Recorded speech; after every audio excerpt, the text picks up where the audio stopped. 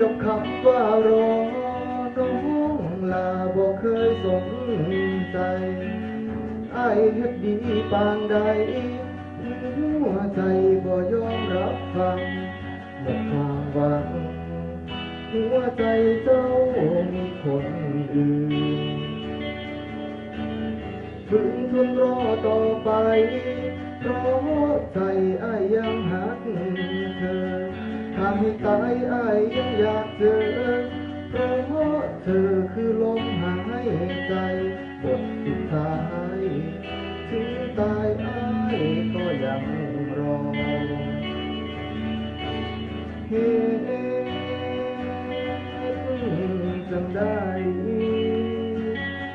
ย้อนหัวใจน้องมีหลายคนมาให้บอกสู่เด้อฝากบอกกับน้องอยากเป็นเจ้าของต้องตายตัวอ้ายก็รอถ้าจะให้ตา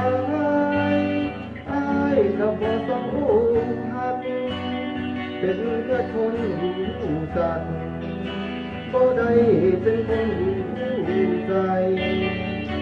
นี่คือความจริงที่น้องต้องการฝากไว้คำว่าคนรู้ใจถึงตายอ้ายก็มีทางบ่เป็นหยังอ้ายบ่ถือคำเว้าของน้องคำว่าฮักเขาสองน้องบอกบ่มีหนทางสู่แต่อ้างว้างไร้หนทางอ้ายก็สิยืนยอมรับว่ามีแต่ใจเกินร้อยที่คอยน้องนางมือใดที่เขาเหินห่างไอ้คนห่างๆยังสแตนบายบอกกับใจแม้ตายตัวอ้ายเธอผู้อยู่ไกลกันห่างอ้ายเลี้ยงทางดินแดนเพียงทางด่วนอดเอาเด้อ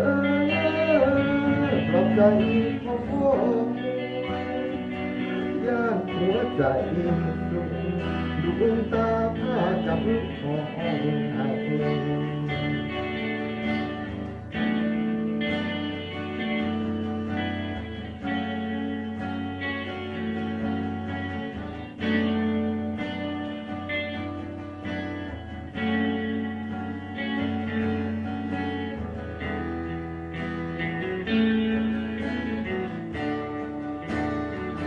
ถ้าจังให้